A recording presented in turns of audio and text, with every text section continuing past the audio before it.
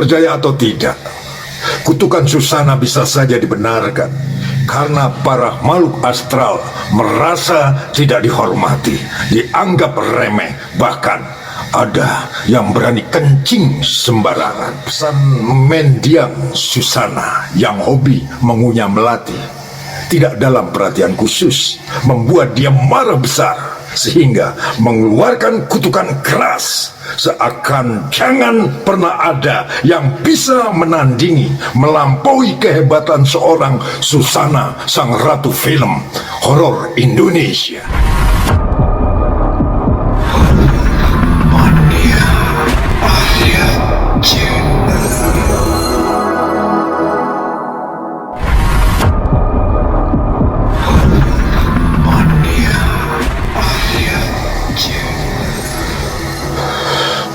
Sahabat Horor Mania, selamat jumpa.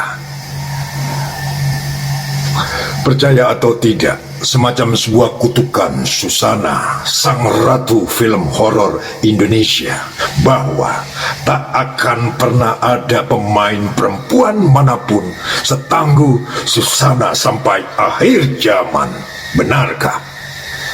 Oke, sahabat Horor Mania, bila kita mengamati dari masa ke masa, sepertinya terbukti nyata, tak satu pun pemeran wanita mampu mengungguli kehebatan nama Susana dari masa lalu, masa kini, sampai masa ke depan. Mungkin Susana pernah menaruh rasa dendam di masa lalu karena terlalu banyak pemeran perempuan yang kurang menghargai dunia spiritual, bahwa alam lain itu benar-benar ada. Alam mistis itu sudah ada sejak zaman para nabi diturunkan ke bumi.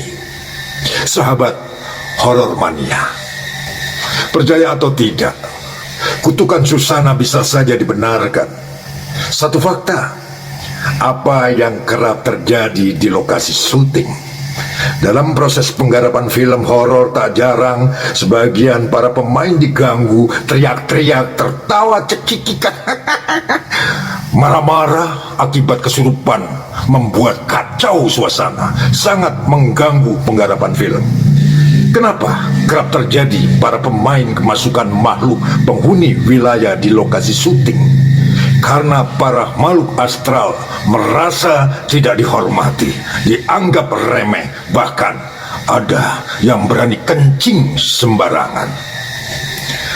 Sahabat Horor Mania, kemungkinan besar pesan mendiang Susana yang hobi mengunyah melati tidak dalam perhatian khusus membuat dia marah besar sehingga mengeluarkan kutukan keras, seakan jangan pernah ada yang bisa menandingi, melampaui kehebatan seorang Susana, sang ratu film horor Indonesia.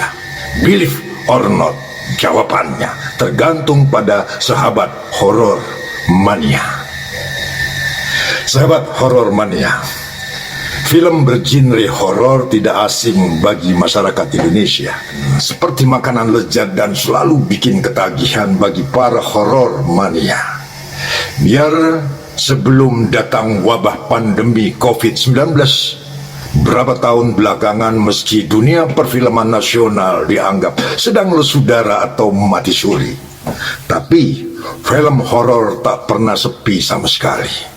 Bahkan setiap tahunnya cukup banyak film horor diproduksi, meski para produser menanggung resiko, siap bersabar menunggu giliran tayang. Maklum, hanya gedung bioskop Studio 21 sebagai tumpuan harapan untuk mengadu nasib dalam dunia industri film, mengingat fasilitasnya sangat istimewa untuk memanjakan mata dan telinga, serta didukung oleh suasana sejuk nyaman.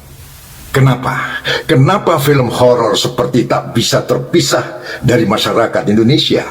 Apakah pengaruh dunia mistik, alam bawah sadar, atau dunia astral, atau dunia lain sudah tumbuh dan berkembang sejak dari zaman nenek moyang kita dulu?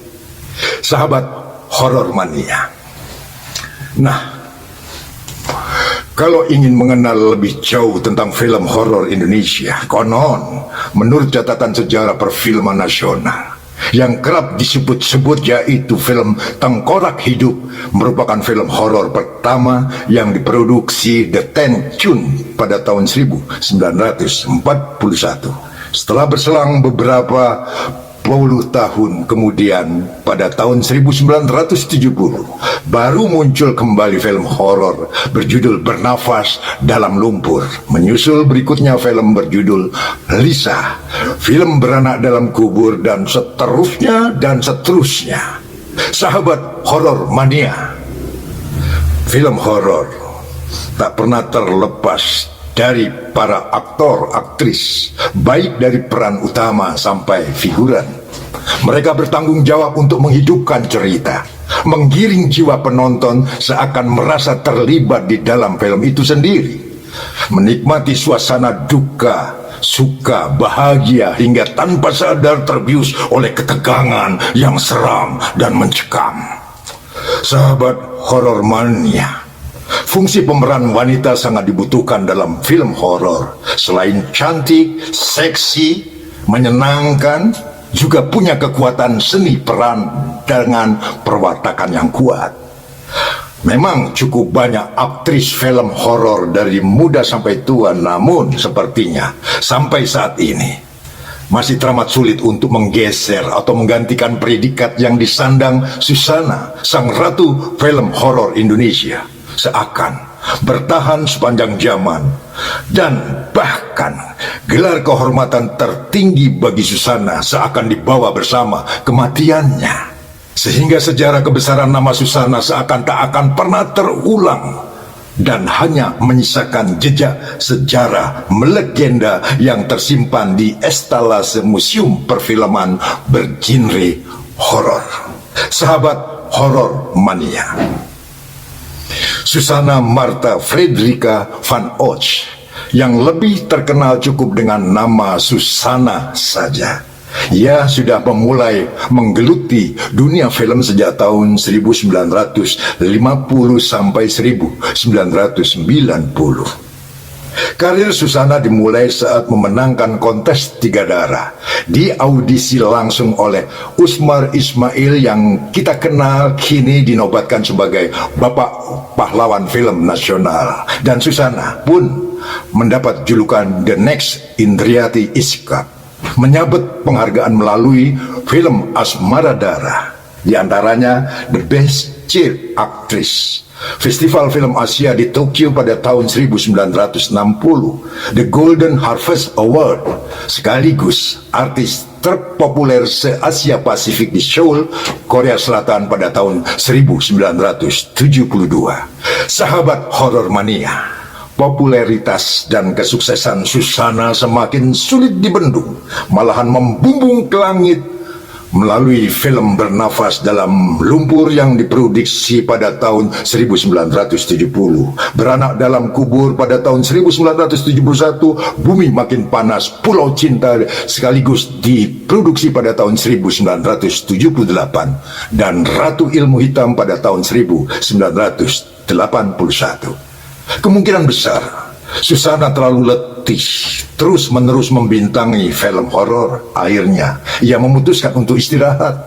Namun kerinduan berakting di depan kamera pun sulit ditepiskan, selalu mengganggu setiap waktu. Akhirnya Susana comeback di awal tahun 90-an dan masuk dunia baru, yaitu layar kaca atau sinetron di tahun 2003 berjudul Selma dan Ular Siluman, Misteri Sebuah Guci, dan untuk terakhir kalinya Susana kembali membintangi layar lebar berjudul Hantu Ambulan di awal tahun 2008. Semacam film tersebut menjadi pertanda penutup layar perak untuk Susana selama-lamanya.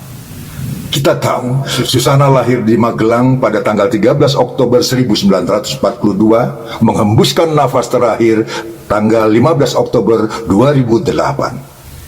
Sahabat horor mania, meski seorang ratu film horor Indonesia yang sangat terkenal di zamannya, namun saat Susana meninggal dunia tidak terpublikasi, sengaja disembunyikan. Tidak ada acara besar-besaran sesuai upacara kematian yang biasa dilakukan dalam agamanya. Ternyata semua itu merupakan permintaan Susana sendiri semasa masih hidupnya. Susana Martha Frederica van Ots dimakamkan di Taman Pemakaman Umum Giriloyo, Magelang. Dimakamkan satu liang lahat dengan anaknya Ari Adrianus dan kakaknya Irene Beatrix van Ots. Susana, meski jasadmu telah tiada, namun namamu tetap abadi bersandang Ratu Film Horor Indonesia.